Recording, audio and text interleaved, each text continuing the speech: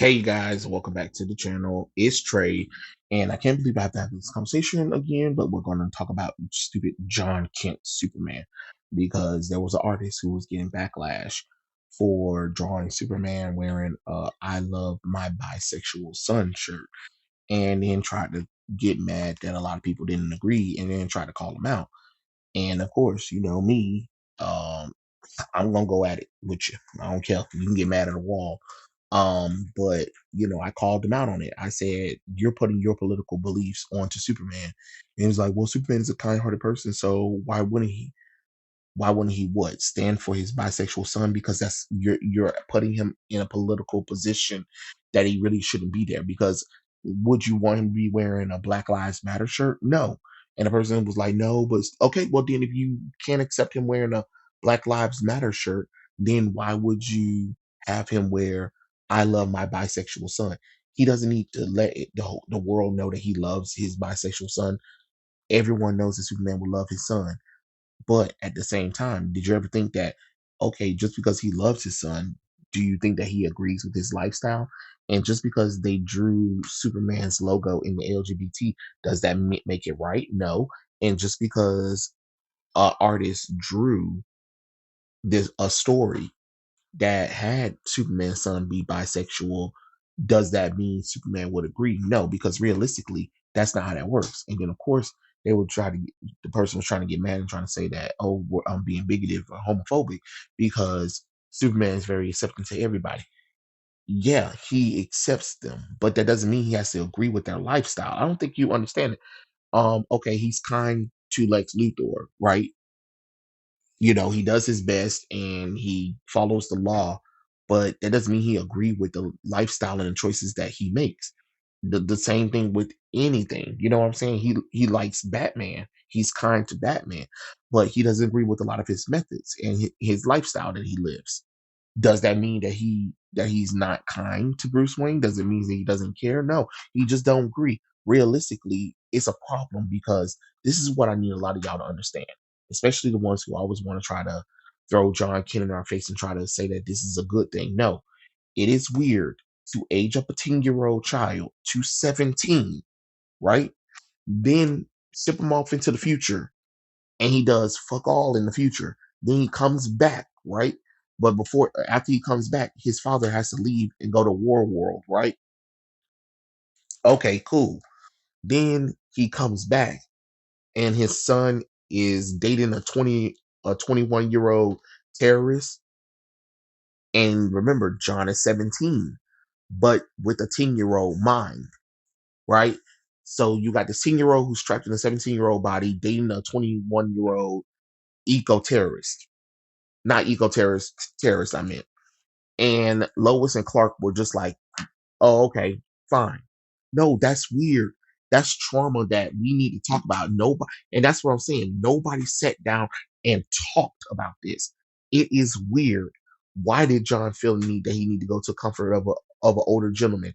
And on top of that, he's underage. Regardless of the situation, he is underage.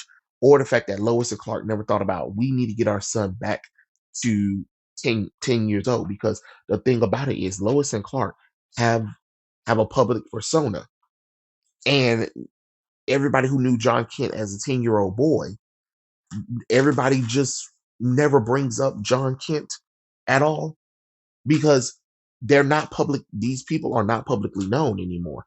It's not like it, because when Superman revealed himself, it was because of Lois Lane kissing Superman in public and John Kent coming back as an aged up 17-year-old. And my thing is nobody, and then that's when Brian Michael Bendis had it where he reveals himself to the world like a dumbass, right? But now that that's not that anymore, you can't you can't have a 17-year-old John Kent when his parents are not old enough to have a 17-year-old son, because they he was 10 years old. Now 7 years done passed and he's 17. And ain't nobody questioning that. Or the fact that then he randomly gets with this guy who's a terrorist. He is a terrorist. Um he's a terrorist. And then all of a sudden, he put his political beliefs with climate change, marching in the streets about nonsense that nobody fucking cares about. And then after they went to a country liberated illegally, um, you know, there's a whole lot of logistics with that. He publicly kisses the darn boy in front of everybody to let people know that Superman's son is gay. Because that's all the world's gonna see. They're not gonna see that he's bisexual. They're gonna see that he's a faggot. Yeah. And you can get mad all you want to, but that's the truth. And then people are like, well, he's an alien. Nobody said anything when he was flying and shooting laser beams. No, no, no, no, no, no, no, no, no, no, no, no. You can't sit up here and use, well, he's fictional or he's an alien or whatever. No, y'all, nobody's talked about it because realistically, if a father, you think a father's going to sit up here and be okay with his son being artificially aged up and then all of a sudden he's into men, that is weird. It doesn't matter how kind-hearted, how understanding you are as a father. No, no real father would sit there and let his 10-year-old son that's in a 17-year-old body that's been artificially aged up date a 20-year-old, and we're not trying to figure out how we can get him back to 10 years old and we're just gonna let him live his life and do whatever he wants to. No, that's weird. That's creepy. That's pedophilia. It is weird. And my thing is with the artist kept trying to make excuses, but it's just like, no, he grew up in Starch, Kansas City.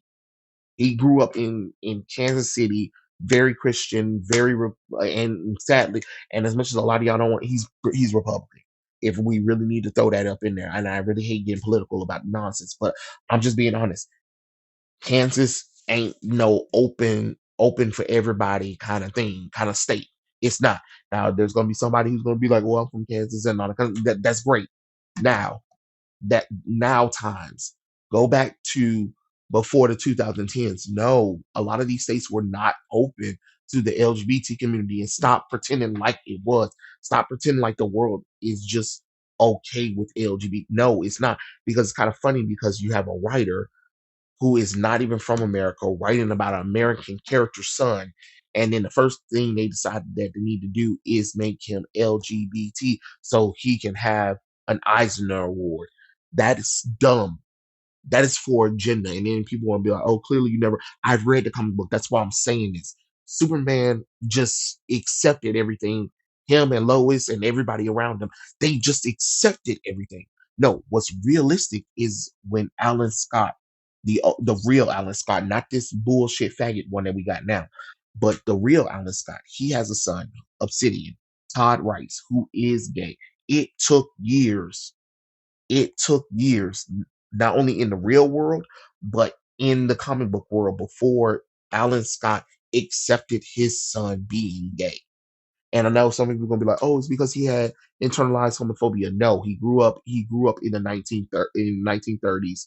He was into women. He was a ladies' man. He married two of his villains and had kids with them. So no, he's not gay. That is some nonsense that once again we have another writer who wanted to push their LGBT agenda onto characters and then try to sit up here and try to tell the audience that they're wrong.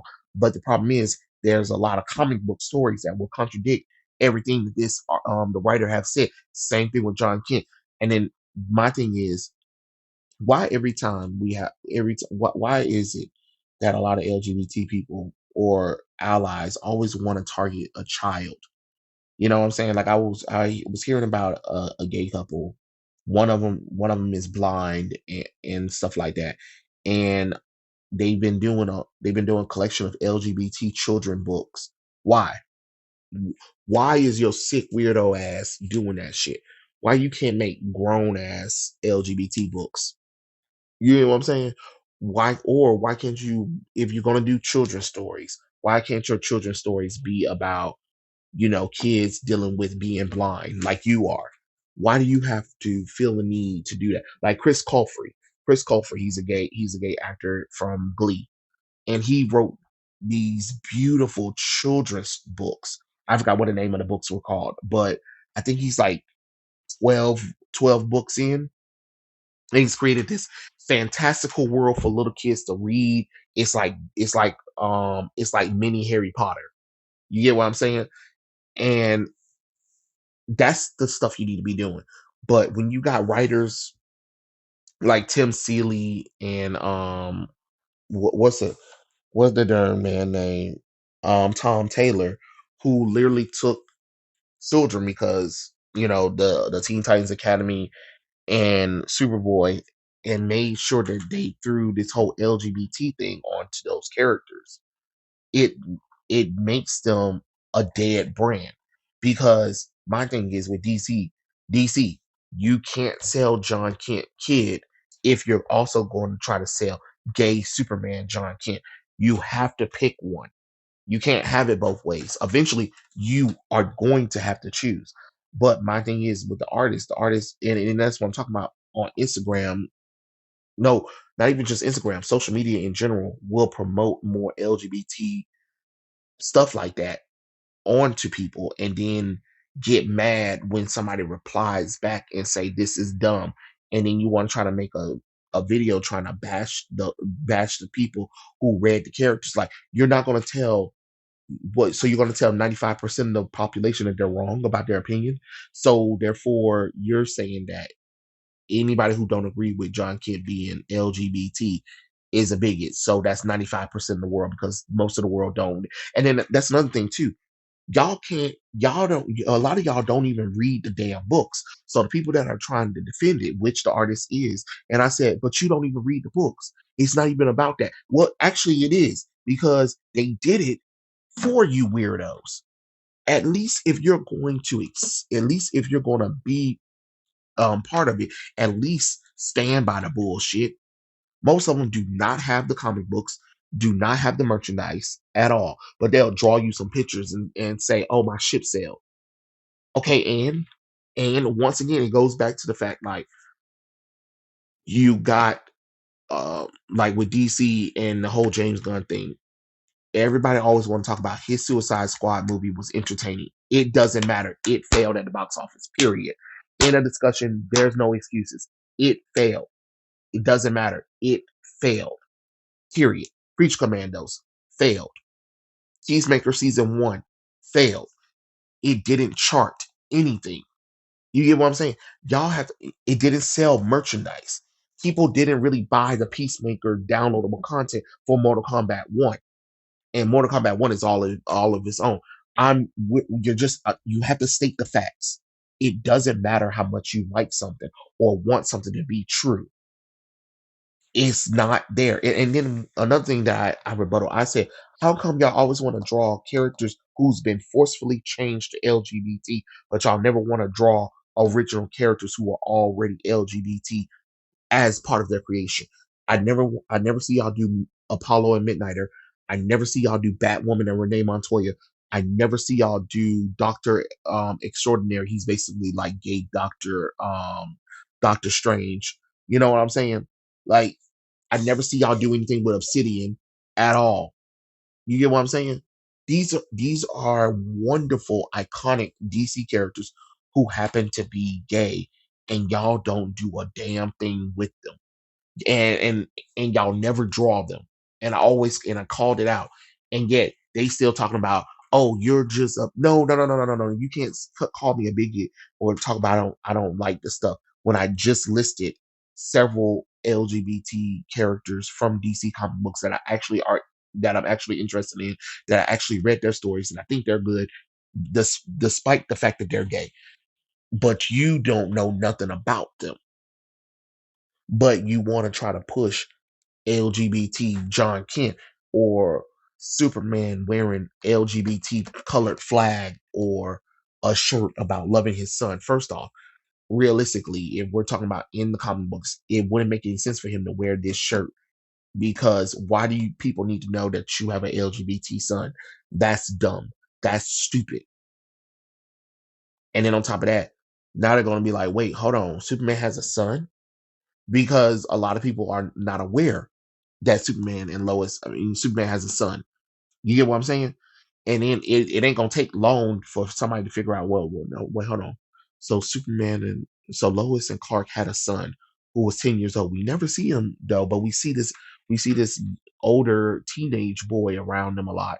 And then Superman just recently, like, came out with whole, oh, I support my bisexual son. Well, hold on, Lois and Clark has a bisexual son as well.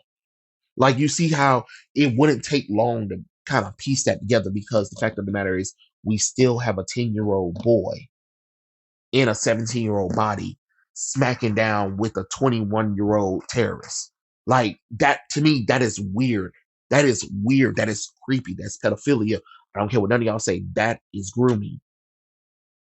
And then Shazam had an opportunity to fix it, but instead they kept the nonsense. It's disturbing on so many levels. Stop with the notion. Stop with the nonsense. Just because you want it doesn't mean that everybody else wants it, especially when it comes to character sexuality. Because a lot of times y'all are doing it because you're trying to take a character who's never really been it and then make it.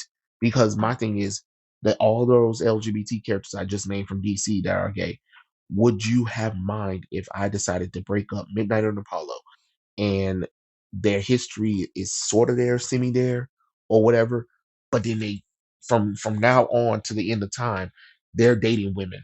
Period. Period. They're not coming back. They're not rekindling their love. It is over between them, right? A lot of y'all will be like, no, that's homophobic. Well, how would that be? Because when it's straight phobic to do that to characters like Tim Drake, Jon Kent, Iceman, Aqualad. Aqualad's first appearance in the comic books, he was with he was with his girlfriend Maria, and then they rebooted him and said no, he's gay all of a sudden. I beg your pardon. And then they did the same shit with him in Young Justice, where he's been chasing this girl for 2 seasons. Third season he didn't really have a love interest, but then the fourth season he's shacking up with a man. I beg your pardon. I beg your pardon. When was this hinted at? And as soon as they announced that, then they announced him coming to the main continuity of DC, which is the reboot version of him now. And now he's all of a sudden into men. Be so for real right now. Be so for real right now. You just mad that somebody's calling the shit out, and then a lot of fake pages are trying to come on down and try to double down on it, or trying to attack me for it. But I'm just telling the truth. Y'all not about to sit up there and intimidate me with your nonsense. I'm telling the truth. Nobody wants to see Superman wear a pride shirt. Nobody wants to see Superman wear um I love my bisexual son. Stop using these characters incorrectly. Stop it. You know what I'm saying? Especially when it comes to the fan art, because you're doing it because you want to get a reaction on people. You wouldn't have did it if you didn't think that you was gonna not get reaction from it.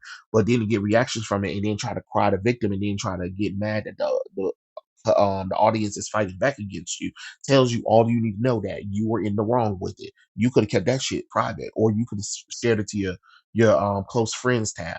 That's how I look at it. It's dumb no matter how you want to look at it, you know? But hey, those are my thoughts. So much, guys, think in the comment section below, and I'll catch you guys later. Peace out, everybody.